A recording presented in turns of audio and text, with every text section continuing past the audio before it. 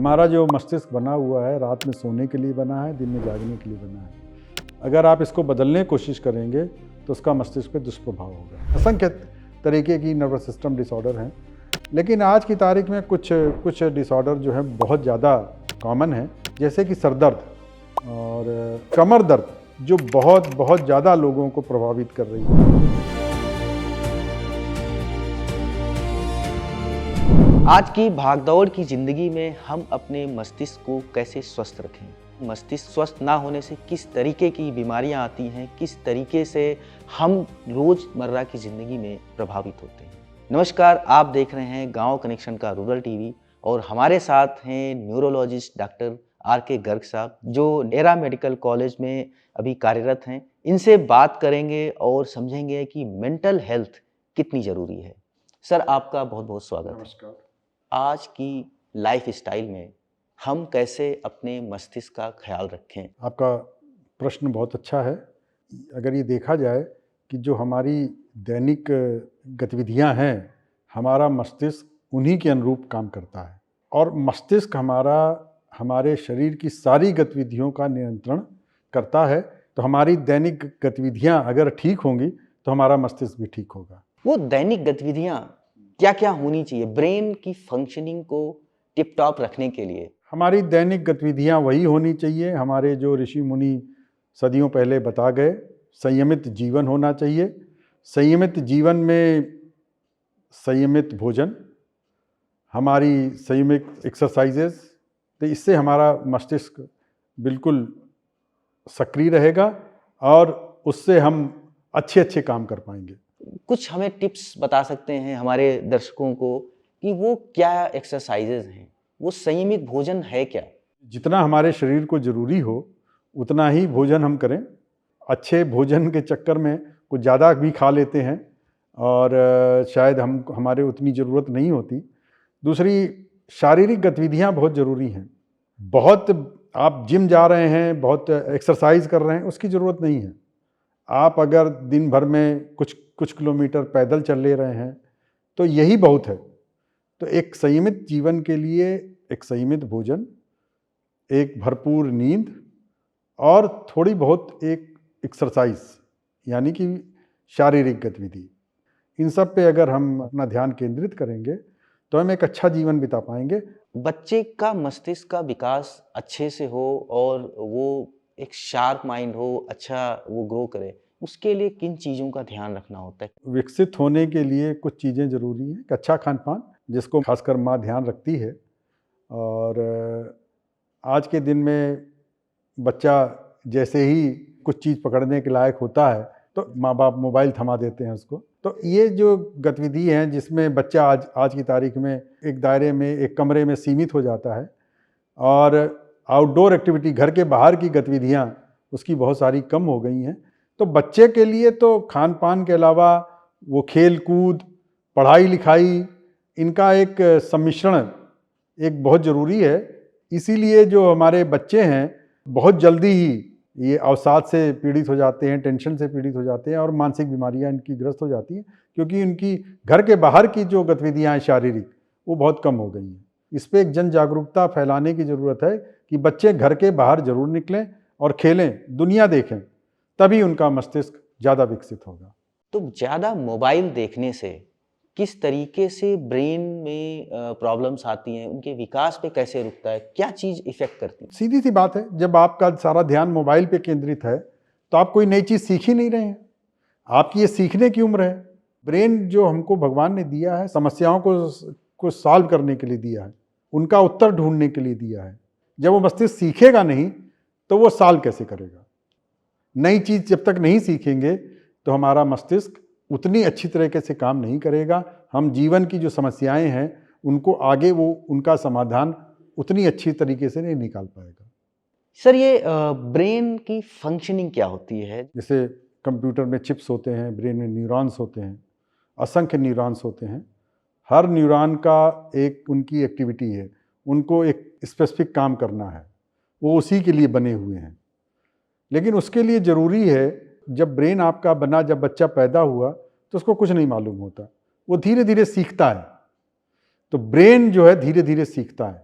आपकी जितनी अच्छी तरह ब्रेन की ट्रेनिंग करेंगे वो उतना ही अच्छा आगे काम करेगा।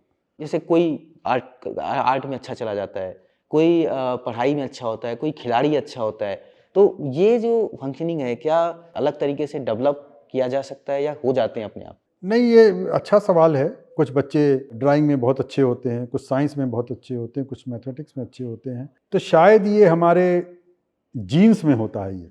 तो ये माँ बाप को अगर शुरू में पता चल जाए कि हमारा बच्चा किस क्षेत्र में उसकी रुचि है और उसका जो बनावट है वो किस क्षेत्र के लिए है उसके मस्तिष्क की, अगर ये पता लग जाए, उसको हम बच्चे को प्रोत्साहित करें, तो शायद हम चमत्कारिक रिजल्ट देख सकते हैं। नर्वस सिस्टम डिसऑर्डर, इससे कितनी तरह की बीमारियां होती हैं?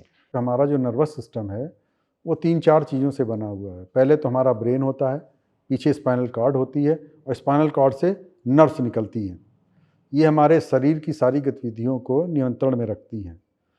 तो अगर इनमें कोई भी विकार आता है उसको नर्वस सिस्टम डिसऑर्डर कहते हैं। बहुत सारी असंख्य तरीके की नर्वस सिस्टम डिसऑर्डर हैं, लेकिन आज की तारीख में कुछ डिसऑर्डर जो है बहुत ज़्यादा कॉमन है, जैसे कि सर दर्द, और इसी तरह आज की तारीख में कमर दर्द जो बहुत बहुत ज़्यादा लोगों को प्रभावित कर रही है। और ये दोनों बीमारियां हमारी रहन सहन की प्रणाली से प्रभावित होती हैं। इनसे बचने के लिए क्या करना चाहिए? ज़्यादा चिंता तनाव से ग्रस्त होंगे तो ये सारी समस्याएं सर दर्द की और कमर दर्द की आनी है। इनसे बचने का एक ही तरीका है, अपने जीवन को संयमित रखें और चिंता और तनाव इनसे थोड़ा सा दूर रहें, मुक्त रहें। सर दर्द की आप बात कर रहे हैं, माइग्रेन काफ़ी लोगों में देखा जाता है। माइग्रेन क्यों होता है इसके तो कारण बहुत ज़्यादा स्पष्ट नहीं है। जैसे कि नींद अगर आपने रात में नहीं ली है तो आपको सवेरे अगले दिन माइग्रेन हो सकता है। तो अगर आपका कोई कारण है जिसको आपको पता है कि इस वजह से ही माइग्रेन हो सकता है तो उससे बचने की ज़रूरत है। अगर उसके बाद भी अगर माइग्रेन आपका बार बार आपको परेशान कर रहा है तो उसकी औषधियाँ हैं, दवाएँ हैं, उनसे माइग्रेन काफ़ी कुछ ठीक हो जाता है। और माइग्रेन जो है उम्र के साथ धीरे धीरे जैसे जैसे आपकी आयु बढ़ती है तो इसकी समस्या धीरे धीरे कम होती जाती है। क्या ज़्यादा उम्र पे कम हो जाता है, ये कम हो जाता है। तो हमारे यंग एज में माइग्रेन ज़्यादा होता है। इसका क्या कोई रिलेशन है? इसका कोरिलेशन जो है वैज्ञानिक कारण इसका कोई बहुत स्पष्ट नहीं है। ये लकवा क्यों मार जाता है? क्या कोई इसके कुछ सिम्टम्स होते हैं? जैसे मान लो आपका हाथ नहीं चल रहा है, पैर नहीं चल रहा है, दोनों पैर नहीं चल रहे हैं या चारों हाथ पैर नहीं चल रहे हैं, तो इसी को लकवा कहते हैं।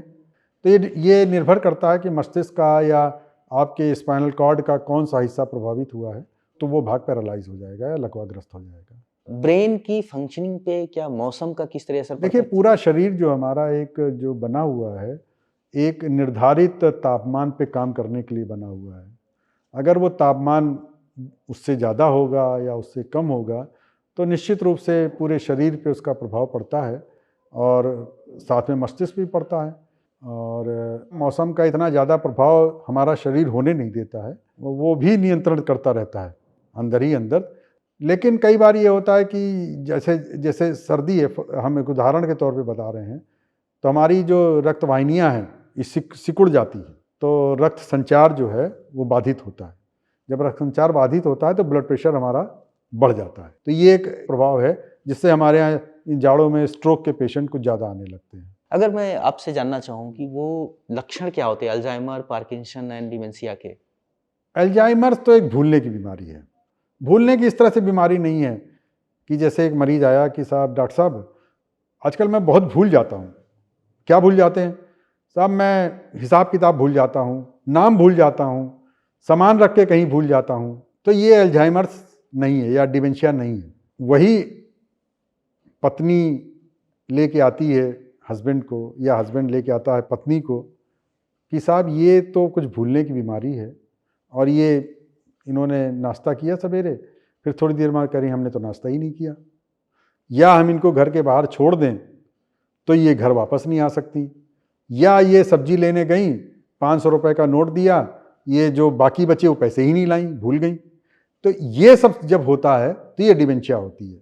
अगर ये डिमेंशिया है तो फिर दिक्कत ये है कि ये बढ़ने वाली बीमारी है और इसका भी बहुत कारगर इलाज उपलब्ध नहीं है। ये तो परिजनों को ही सेवा करनी पड़ती है। ये होता है इसमें अल्जाइमर्स में या डिमेंशिया में।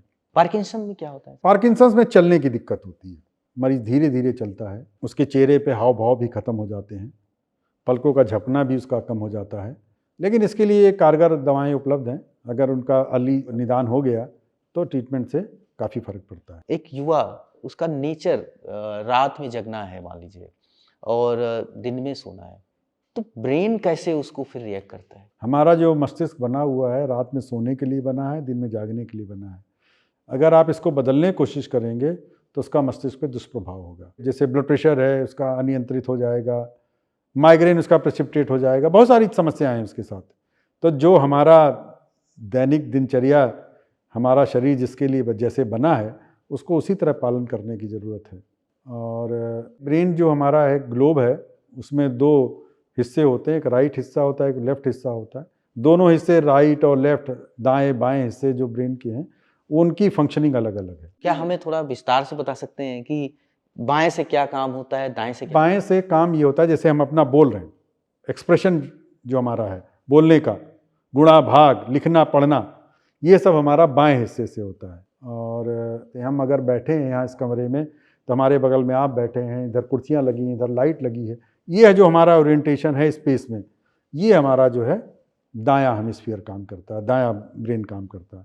और दोनों की रक्त संचार है वो अलग अलग वाहिनियों से होता है। कई बार इसकी वाहिनी बंद हो गई तो ये काम करना बंद कर देगा, इसकी रक्त वाहिनी बंद हो गई तो ये वाला ब्रेन काम करना बंद कर देगा, जिसको हम लकवा वाली स्थिति कहते हैं। सर कुछ कुछ बच्चों में होता है कि उनका जो मस्तिष्क है वो बड़ा हो जाता है, ये क्या लक्षण? नहीं, मस्तिष्क बड़ा होना है जिसको हाइड्रोकेफलस कहते हैं।